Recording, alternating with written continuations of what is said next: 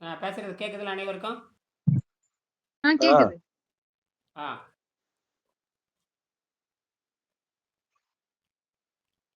இந்த 5ஆம் பாடம் கொஞ்சம் படிச்சிடலாமா?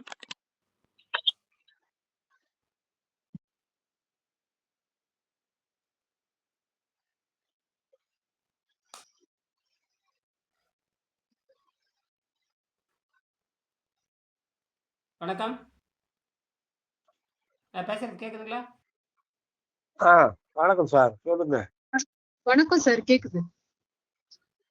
ஒரு நிமிஷம் இருங்க. எப்பொருள் யார் யாரை கேட்பேனும் அப்பொருள் மெய்ப்பொருள் காணுதரு. இப்ப எல்லாரும் பயிற்சி செஞ்சுட்டு இருக்கிறீங்க. உங்க நோயெல்லாம் சொல்லிட்டு இருக்கு. எல்லா நோயெல்லாம் குறைஞ்சிட்டு வருது. குறிப்பா நாகராஜுக்கு தான் ரொம்ப முக்கியம். நாகராஜ் நேத்து நல்லா தூங்கி இருக்காரு. இன்னைக்கு காலையில வெளிக்கு நல்லா போயிருக்காரு. மூலம் சரி. நல்லா வெளிக்கு போயிருக்காரு. இந்த 2 நாள்ல ஒரு நல்ல முன்னேற்றம் வந்திருக்குது. நேத்து முந்தா நாள். கிட்டத்தட்ட 36 மணி நேரம் தான் ஆயிருக்கு. 36 மணி நேரத்துல அவருக்கு வந்து முதல்ல அந்த மலப்பாதை சுத்தமா இருக்குது. அதாவது உலகத்திலே வந்து சாதாரண உணவை யார் சாப்பிடுகிறார்களோ அவர்களுக்கு பெருங்குடல் சுருங்கி விடும். பெருங்குடல் அந்த படம் வேணா காட்டுறேன். பெருங்குடல் சுருங்கி போச்சுன்னா மரணம் உறுதி. இந்த பெருங்குடல் சுருங்கி போச்சுன்னா மலம் அப்படி நின்றுக்கும். பெருங்குடல் சுருங்கி போச்சுன்னா மலம் அப்படி நின்றுக்கும். அந்த மலம் எப்படி சுருங்கி கிடக்குன்னு பாருங்க. இதுதான் அந்த நான் காட்டுறேன். தெரியுதா?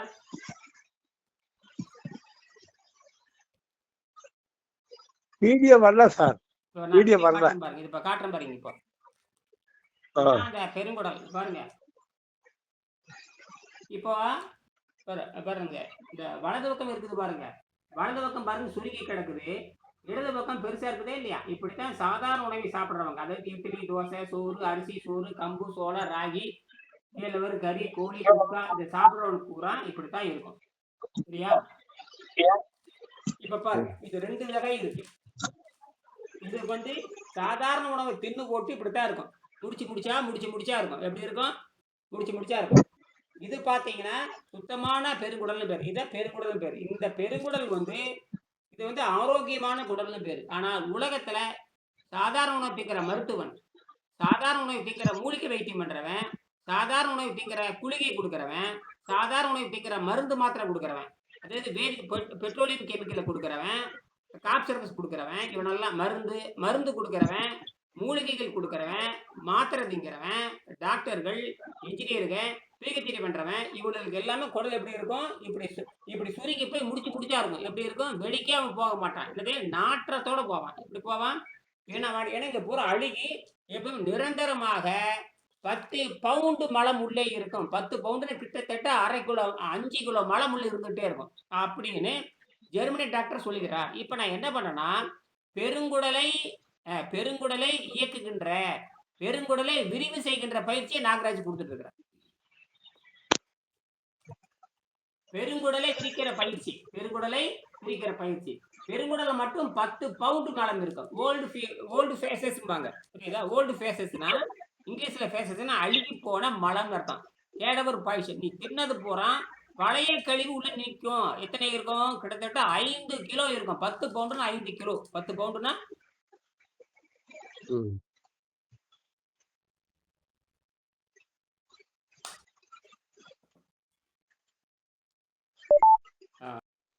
சரி. எப்பொருள் யார் யாரை கேட்பேன் அப்புறம் மேய்ப்பொருள் காண்போம். சரியா? சரி. இப்ப வந்து பெருங்குடல் சுத்தமாயிடுச்சு. இப்ப வந்து நேற்று என்ன பண்ணிருக்கிறீங்க? கொஞ்சோன்னு சாப்பிட்டுருக்கிறீங்க. அதுவே கம்பம் திருமாறனுக்கு நல்ல வெளிக்கு போயிடுச்சு. சரியா? ஆமா சார். அதே மாதிரி கடுமையான சிறுநீர் போக்கும், கடுமையான சக்கரை நோயும், பல 10-12 கொடிய நோயிலிருந்து இருந்தவர். நேற்று அவருக்கு இந்த உணவு பயிற்சி கொடுத்தேன். சுவையா கொடுத்தேன். என்ன தெரியுமா? பீட்ரூட்டு, முட்டைக்கோசு, அப்புறம் கேரட் இதெல்லாம் நல்லா வணக்கி 2 ரொட்டி துண்டு, அதாவது சாதாரண வைக்கிற கோதுமை மாவு ரொட்டி துண்டு, மாடர்ன் பிரெட் பேக்கரில் இருக்கிற ரொட்டி துண்டு 3 எடுத்து அடுப்புக்குள்ள உள்ள சுட சொன்னேன். அது அப்படியே பண்ணியிருக்காரு. சுட்டு 3 பிரெட்டு 2 துண்டு வச்சிருக்காரு மேலே வச்சுக்கிட்டு, அப்புறம் நல்லா வெந்து போன அந்த காய்கறி வச்சுக்கிட்டு, அதுல கொஞ்சம் உப்பு காரமெல்லாம் போட்டிருக்கிறேன். மேலே தேங்காய் ஊற்றியாச்சு. வெள்ளக்கடையில தான் தாளிச்சிருக்காரு. அதுக்கப்புறம் மேலே சுவைக்கு என்ன பண்ணியிருக்காரு? எலுமிச்சை பழத்தை புளி சொன்னேன். எலுமிச்சை பழத்தை புளிச்சுட்டு ஒரு பெரண்டை ஊறுகாய் சாப்பிட சொன்னேன். என்னது?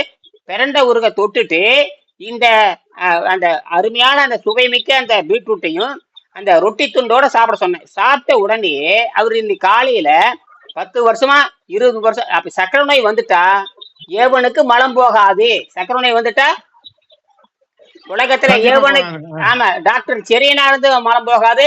உலகத்துல இருக்கிற தலை சிறந்த டாக்டர் எவன் ஆபரேஷன் ஸ்பெஷலிஸ்ட் இருந்தாலும் சரி, அது அப்போலோ டாக்டர் இருந்தாலும் சரி, கங்கா காவேரி ஹாஸ்பிட்டல் இருந்தாலும் சரி, எவன் சாதாரண உணவு திங்கிறானோ அவனுக்கு பெருங்குடல் சுருங்கி போய்விடும்.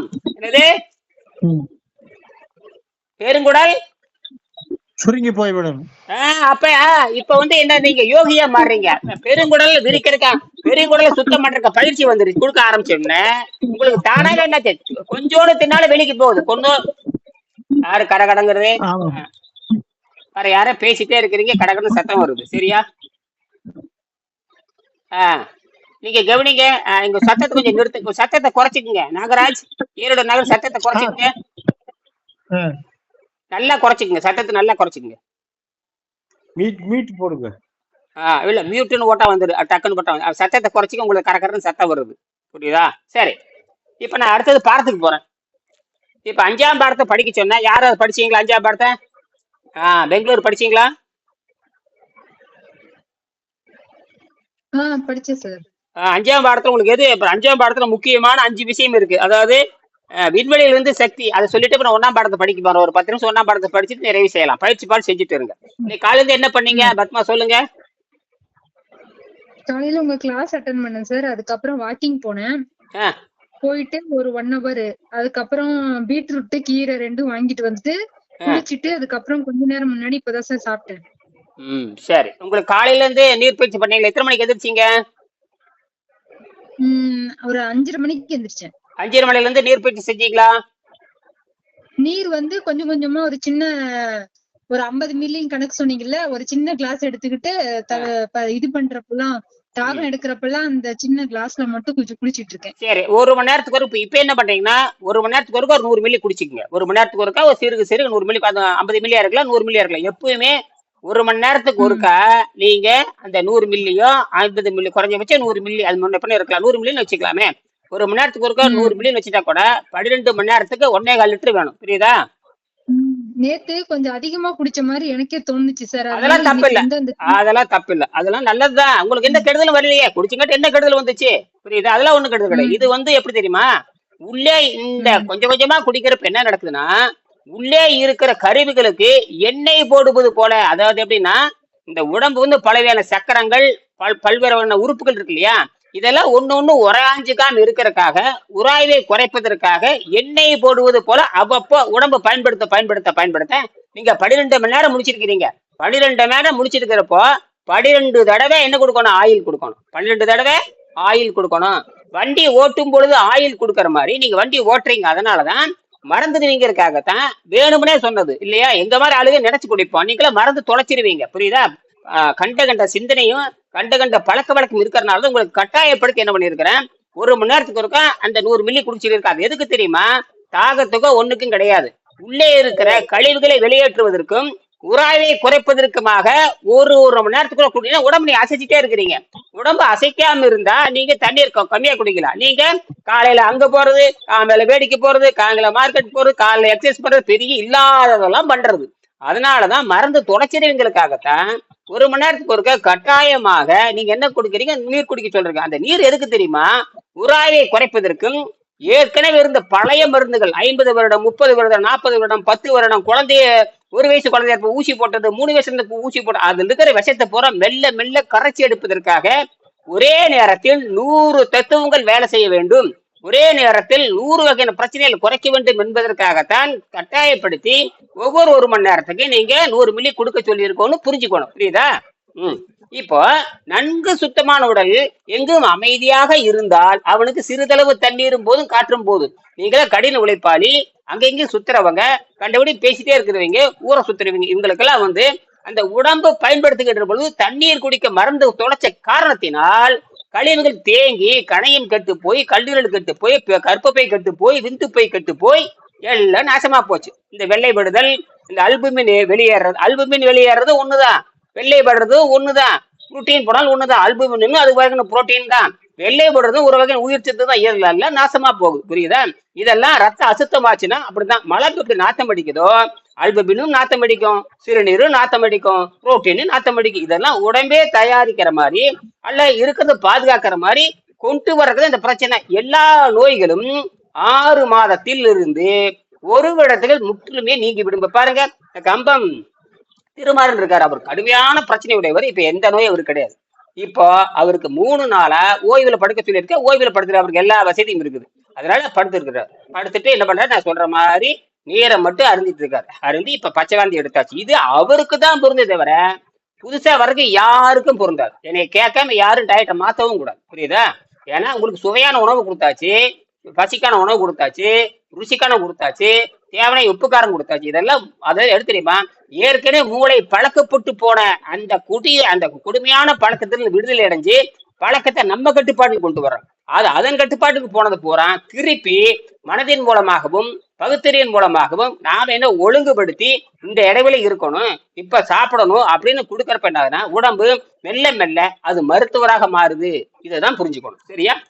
இப்போ 5ஆம் பாடத்துல 3வது படிப்படு 5ஆம் பாடத்துல விண்வெளியிலிருந்து உடலுக்கு சக்தின்னு சொல்லியிருக்கேன். அதுல பாத்தீங்கன்னா உடல் ஒரு சுத்தமான நிலையில் இருக்கும் பொழுது அது காற்றில் இருக்கிற நைட்ரஜனை எடுத்து புரோட்டீனாக மாற்றிக் கொள்கிறது. இப்ப சக்கரை நோயாளிக்கு கடுமையா புரோட்டீன் வெளி போகும், கடுமையா அல்பின் ட்ரேஸ் ஆகும்பா, புரோட்டீன் ட்ரேஸ் ஆகும்பா. இதெல்லாம் எங்கிருந்து வருதுன்னா தின்பதனால் வர்றதில்ல. அப்ப நல்லா திங்குறான்ல, ஏன் நிக்க மாட்டேங்குதுன்னா நல்ல புரோட்டீன் திங்குறான், மாவு திங்குறான், கொழுப்பு திங்குறான், புரதம் திங்குறான், அப்புறம் ஒமேகா 3ங்கிறான், ஒமேகா 2ங்கிறான், ஒமேகா 1ங்கிறான், கடல்னா ஓடுங்கிறான், நெய்ய போடுங்கிறான், பாலை குடிங்கிறான். ஏண்டா இத்தனையும் திண்டு ஏண்டா புரோட்டீன் வெளியே போகுதுன்னா அந்த முண்டங்களுக்கு தெரியாது. ஏன்னா அவன் புலன்களை தாண்டாதவன். யாரே? வெள்ளைக்கார முண்டம், அமெரிக்க முண்டங்கள் புலன்களை தாண்டாதவர்கள். நான் புலன்களை தாண்டி பகுத்தறிவின் மூலமாக 7ஆம் அறிவு எட்டி பிடிக்கின்ற இயற்கை ஆற்றலை பெறுகின்ற மனிதனாக மாறுகின்றது தான் நான் பயிற்சி கொடுக்குறேன். அந்த மனிதனாக மாறுகின்ற பயிற்சி தான் 7ஆம் அறிவு. அந்த 7ஆம் அறிவில் பிறவி நோயான பசி தாகத்தை கட்டுப்படுத்தி ஏற்கனவே தெரியாமல் சாப்பிட்டது, பிறவிலிருந்து சாப்பிட்டது, அதன் காரணமாக மருந்து மாத்திரை சாப்பிட்டது வரை மெல்ல மெல்ல மெல்ல கரைச்சி நிதானமாக அனுசரித்து மெல்ல மெல்ல உணவு பழக்கத்தை மாத்தி மனதின் போக்கையும் செறிஞ்சு நாக்கின் போக்கையும் செரித்து நீண்ட கால உபவாசம் இல்லாமல் நோயின் தன்மை அறிந்து அவன் சைவமா அசைவமா என்பதை பார்த்து நிதானமாக செய்ய வேண்டும். சக்கர நோயாளிகள் சாதாரண விஷயம் இல்லை, உடனே குணப்படுத்த முடியாது. சக்கர நோய்க்கு வைத்தியம் பார்க்கறோம்னா நீ பல பிஹெச்டி வாங்கினா கூட சக்கர நோய்க்கு வைத்தியம் பார்க்க முடியாது. அவ்வளவு கொடூரமான நோய். என்னது? சக்கர நோய்க்கு வைத்தியம் பார்க்கறது இன்னைக்கு உலகத்துல டாப் மோஸ்ட் சக்கர நோய் தான். 100க்கு 10 பேர் இருந்தாங்கன்னா அவனுக்கு 6 பேருக்கு சக்கர நோய் இருக்குது. 10 பேர் இருந்தா 6 பேருக்கு சக்கர நோய் இருக்குது. அதை குணமாக்குறதுனா சாதாரண விஷயம் இல்ல, பிறவி அந்து போகும். ஆனால் அந்த நோயெல்லாம் பூணு ஊதிடலாம். அந்த நோயெல்லாம் ஊதியாச்சு பாருங்க, ஊதியாச்சு. அது 2 பேரும் சாட்சி. அவரு பாரு, கம்பம் திருமாடம் பல ஆண்டுகளாக 60 வருஷமா சக்கர நோயில பாதிக்கப்பட்டவர். அந்த நாகராஜ கடந்த பல ஆண்டுகளாக சக்கர நோயை பார்த்தவர். கடைசியில் இப்ப என்னன்னா சிறுநீர் நிக்காம போய் நீ தாங்கவே முடியாது, விட்டுருந்தா தற்கொலை தான் பண்ணுவோம். அப்படியே காளிங்கிற வாக்கில தற்கொலை தான் பண்ணுவோம். அந்த நிலைக்கு போயாச்சு. சிறுநீர் போயிட்டே இருந்தா வாழ்க்கையை வெறுத்து போயிருங்க. சிறுநீர் போயிட்டே இருந்தா அவ்வளவுதான். ஆமா, சாவு உறுதி. சிறுநீர் பிரிஞ்சிட்டா அதுக்கு தனிமே, அதுக்கு சிறுநீர் தொடர்ந்து பிரிஞ்சிட்டா அது கிரானிக் டிசீஸ், எப்பவுமே தீராத நோய். 100 வருஷமானாலும் நீ அமெரிக்கா போய் 100 கோடி செலவு பண்ணினாலுமே ஒரு வினாடி நேரத்திலயோ ஒரு நாள்லயோ 10 நாள்லயோ சிறுநீரை நிறுத்தவே முடியாது. சிறுநீரை முடியவே முடியாது. கோபி ஒண்ணுதான் வருத்தம், மட்டும்தான் அதுக்கு வைத்தியம். எங்கேயும் கிடையாது. ஏமாற்ற வேலை, அத்தனை ஏமாற்ற வேலை, பிசினஸ். அது காரணம் வெங்கடேசன் கண்டுபிடித்த மிகப்பெரிய மாபெரும் கலை. இந்த கலை அறிந்தவன் மருத்துவனா இருப்பான். இப்ப நீங்க எல்லாரும் மருத்துவரா மாறிடுவீங்க. ஒரு வருஷத்துல நாகராஜ் மருத்துவரா மாறுவாரு. இப்ப கம்பம் திருமாறன் மருத்துவர் மாறிட்டு இருக்காரு. அவர் தனக்கு வைத்தியம் பார்த்துட்டு இருக்காரு. வைத்தியம் பார்த்து அவர் தனக்கு டாக்டர் ஆயிட்டாரு. இன்னும் அவர் நினைச்சாருன்னா யாருக்கு வேணா சொல்லி தரலாம். அவரு எனக்கு கொடுத்த நன்கொடை கிட்டத்தட்ட 1 லட்சம் ரூபாய் நன்கொடை கொடுத்திருக்காரு. அந்த 1 லட்சம் நன்கொடையை அவருக்கு 1 கோடி ரூபாய் வைரத்தை அவர் கொடுத்திருக்கிறார். 1 லட்சம் ரூபாய் வாங்கிட்டு 1 கோடி ரூபாய் வைரத்தை கொடுத்திருக்கிறேன். உண்மை உண்மை உண்மை. இப்ப புரியுது என்ன மதிப்புன்னு. உண்மை. இப்போ இவர் ஒரு சிறு 10,000 கட்டணம் கொடுத்துருக்காரு. நான் சொன்னேன் நீ 100 வருஷத்துக்கு உனக்கு நோய் வராதுன்னு சொல்லியிருக்கேன். யாருக்கு? நாகராஜுக்கு. 100 வருஷத்துக்கு நோய் வரலன்னா எத்தனை வராது கோடி வராது. மிச்சமாகும்? ம். கோடி கணக்குல மிச்சமாகும். ரொம்ப ஆரோக்கியமா இருக்கேன். எத்தனை நாள்ல வாங்க? 10 வருஷம் 15 அதுதான் இயற்கை. இப்போ உங்களை யாரும் பட்டினி போட மாட்டேன். அது தேவையான அளவுக்கு பட்டினியே கிடையாது. அதாவது அந்த பழைய பழக்கத்திலிருந்து மாறி புதிய பழக்கம், அதாவது உள்ளே தேங்கி இருக்கிற விஷத்தை வெளியெடுக்கிற மாதிரி உணவு பழக்கத்தை மாற்றி அமைத்து இருக்கிறேன். நல்லா புரிஞ்சுக்குங்க. உங்களை யாரும் பட்டினி போடல. பட்டினி என்பதே கிடையாது. பட்டினி என்பதே கிடையாதுங்க. 15 வருஷமா சக்கர நோயாளி ஒரு மகிழ்ச்சியா பட்டினி என்பதே கிடையாது. சக்தி உயிராற்றல் குறைந்தால்தான் சக்தி குறையும். அப்ப சக்தியை திருப்பி கொண்டு வரோம்னா அது உள்ள இருக்கிற கழிவுகள் வெளியே எடுத்துட்டோம்னா சக்தி தானாவே உயிராற்றல் உள்ள பூந்துரும். இப்ப என்ன பண்ணிருக்கு தெரியுமா? அந்த தடைகளா இருக்கிற கழிவை மட்டும் வெளியேற்றுற மாதிரி உணவு பழக்கத்தை மாத்தி அமைச்சிருக்கிற. எது தடையா இருக்குதோ அந்த தடையை வெளியே உடைக்கிற மாதிரி. 12 உறுப்பும் அவருக்கு தடை. எல்லா மனிதனுக்கும் 12 உறுப்பும் தடையா இருக்கும். அந்த 12 உறுப்புனா தோல் மண்டல், இதெல்லாம் வரிசையை படிச்சு பாருங்க. 12 சிஸ்டம் சொல்லுவாங்க. 11 சிஸ்டம் வந்து இதுல இருக்கு. இதுல மருத்துவ நூல் இருக்கு. இன்னொரு 12வது சிஸ்டம் இருக்குது. அது தெரியுமா? கண்ணுக்கு தெரியாத நரம்பு மண்டலங்கள். அதுக்கு பேர் கண்ணாடி மாதிரி இருக்கு. எவ்வளவு கண்டுபிடிக்க முடியாது. அதுதான் பன்னிரு விழிகள்னு சொல்லுவாங்க. தமிழ்ல வந்து 12 அலோபதி இல்ல இதுல பெரிய அங்கு பஞ்சர் நினைக்கிறேன். அங்கு பஞ்சர்ல 12 கட்டமா பிரிக்கிறாங்க. அலோபதியில 11 கட்டமா பிரிக்கிறாங்க. 12 கட்டமா பிரிக்கிறதா சரி. இந்த 12வது கட்டம் என்பது கண்ணுக்கு தெரியாத நரம்பு மண்டலங்கள் பேரு. அது கண்ணாடி மாதிரி இருக்க, யாரும் கண்டுபிடிக்க முடியாது. அதுல இருக்கிற விஷத்தையும் வெளியெடுத்தாகணும். சரியா? இப்ப நான் என்ன சொல்றேன்னா, உடல் நல்ல சுத்தமான நிலையில் உள்ள போது அது காற்றிலிருந்து நைட்ரஜனை எடுத்துக்கொண்டு புரோட்டீனை தனக்குத்தானே தயாரித்துக் கொள்கிறது. காற்றிலிருந்து நைட்ரஜன் எடுத்துக்கொண்டு புரோட்டீனை தானே தயாரிக்குது. புரோட்டீனை நம்ம வாயில அள்ளி போட வேண்டியதுல அது தானாவே மேல இருந்து வருது. புரோட்டீனே தனக்கு காத்துல வந்து 78 விழுக்காடு நைட்ரஜன் இருக்குது. அந்த நைட்ரஜன் நானோ புரோட்டீனா மாறுது. 21 விழுக்காடு ஆக்சிஜன் இருக்குது. அந்த நானோ ஆக்சிஜன் நானோ எனர்ஜியா மாறுது. 0.9 விழுக்காடு ஆர்கான் ஒரு வாயு இருக்குது. அது உள்ள போய் நானோ ஆர்கான் எனர்ஜியா மாறுது. சரியா? எங்க அந்த பெங்களூர்காரர் போயிட்டாங்க எடுத்துருக்கு. என்ன கட் ஆயிடுச்சா? சரி, பரவாயில்ல. சரி, முடிச்சுக்கிறேன். அப்ப கழிவு பொருள்களும் விஷப்பொருளும் இல்லாத உடலுக்கு அது இப்ப அதுக்கப்புறம் எப்ப சாத்தியம் தெரியுமா? எப்ப சாத்தியம் இது? கழிவு பொருள்களும் விஷப்பொருளும் இல்லாத ஒரு மனித உடலுக்கு மேற்படி சுத்தமான மனித உடல் என்ற இயந்திரத்துக்கு அது பயன்படுத்தும் நீரை மட்டும் கொடுத்து வந்தால், நீங்க உடம்பை பயன்படுத்தாம இருந்தீங்கன்னா அமைதியா இருக்கலாம். நீங்க உடம்பை பயன்படுத்திட்டு இருக்கும் பொழுது அதுக்கு வலுவழுப்பான எண்ணெய் போடணும். எப்படி? பெட்ரோல் போடணும். பெட்ரோல் உள்ள போயிட்டே இருக்கு. பெட்ரோல்ங்கிறது காத்திலுக்கு நைட்ரஜன் பெட்ரோலா போறது. அந்த பெட்ரோல் உள்ள போயிட்டு இருக்குது. ஆனால் அந்த கழிவை குறைப்பதற்கு அது பயன்படுத்துகின்ற பொழுது நீங்க உடம்பை பயன்படுத்திட்டே இருக்கிறதுனால அதுக்கு தேவை கொஞ்சோண்டு தண்ணி தான். அந்த தண்ணி மட்டும் கொடுத்துட்டே வந்தோம்னா பழைய 50 வருஷம் 30 வருஷம் 40 வருஷம் அத்தனை விஷயங்களும் மெல்ல மெல்ல கரைஞ்சு சிறுநீர் மூலமாகவும் மலத்தின் மூலமாக வெளியேறும். இதுதான் அடிப்படை. இப்படி செஞ்சுட்டோம்னா சரி. அந்த மலத்தை நாம் வெளியேற்றலாம். நாம இனிமே கொடுத்தும் வெளியேற்றலாம். சுத்தமான மருந்தடிக்காத காய்கறிகளை சாப்பிட்டு நாம் முழு குடலையும் சுத்தம் பண்ணலாம். இதுதான் அடிப்படை. இப்ப நான் என்ன பண்றேன், இனிமேங்கிறது தற்காலிகமா வச்சுக்கோங்க. நான் சொல்ற மாதிரி உணவு பழக்கத்தை ஒழுங்கா வச்சுக்கோங்க. இப்ப நம்ம உணவை சாப்பிட்ட மாதிரியும் இருக்கும், குடல் சுத்தம் உணவு சாப்பிட்டங்கிற ஒரு திருப்தியும் இருக்கும், குடல் சுத்தமான ஒரு திருப்தியும் இருக்கும். வெறுமனே குடலை சுத்தம் பண்ணா இந்த சாப்பிடுங்கிற எண்ணம் அது பழைய எண்ணம், பல கோடிக்கணக்கான ஆண்டுகள் இருக்கிற எண்ணத்தையும் கொஞ்சம் ஏமாத்தணும். இல்ல நான் கொஞ்சம் சாப்பிட்டுக்கிறேன், அப்ப சாப்பிட்ற மாதிரியும் கொடுத்து குடல் சுத்தம் மாதிரியும் பண்ணி டெக்னிக்கலா உடம்ப ஏமாத்தணும். மனதையும் ஏமாத்தனையும் உடம்பையும் வேலை வாங்கணும். சரியா?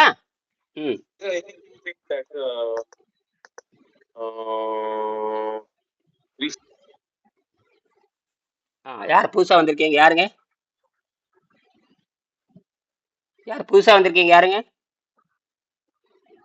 சரி, ஏதாவது சந்தேகம் இருந்தா கேளுங்க, அப்புறம் நிறுத்திக்கலாம். போச்சு, ஒரு நிமிஷம் தான். ஏதாவது சந்தேகம் இருக்கா? மறுபடி இரவு பேசலாம். மறுபடி 8 மணிக்கு பேசலாம். சரியா? இரவு 8 மணிக்கு பேசலாம். 8 மணிக்கு. இப்ப எல்லாரும் 5ஆம் பாடத்தை தயவு செய்து படிச்சுட்டு வாங்க. 5ஆம் பாடத்தை நாகராஜ், 5ஆம் பாடத்தை. சரி சார். அஞ்சாம் பாடம் அஞ்சாம் பாடம் முதல் பக்கத்தை படிங்க. அஞ்சாம் பாடத்துல முதல் பக்கம் 2ஆம் பக்கத்தை படி படிங்க. சரியா? சரி சார். அவங்கள்ட்ட கேள்வி கேட்க போறேன். 5ஆம் பாடத்தில் விண்வெளியிலிருந்து சக்தி 5ஆம் பாடத்துல முதல் பக்கத்தையும் 2ஆம் பக்கத்தையும் படிக்கணும். சரி சார். புரியுதா? மொத்தமாவே ஒரு 6-7 பக்கம் தான் இருக்கு. மொத்தமாவே 6 பக்கம் தான். மொத்தமாவே 6 பக்கம் தான் இருக்கு. மொத்தமாவே படிக்கிறேன் சார். 6 பக்கத்தையும் வச்சுட்டு அதை நீங்க கேள்வி கேட்கணும். நாகராஜுக்கு இந்த வேலை கொடுத்துருக்கிறேன். நீங்க படிக்க ஆரம்பிச்சு ராத்திரி 8 மணிக்கு 5ஆம் பாடத்தில் இருக்கிற கேள்வி எல்லாம் கேட்க நான் பதில் சொல்லுவேன். சரியா? வச்சிடுறேன். நன்றி. சரி சார்.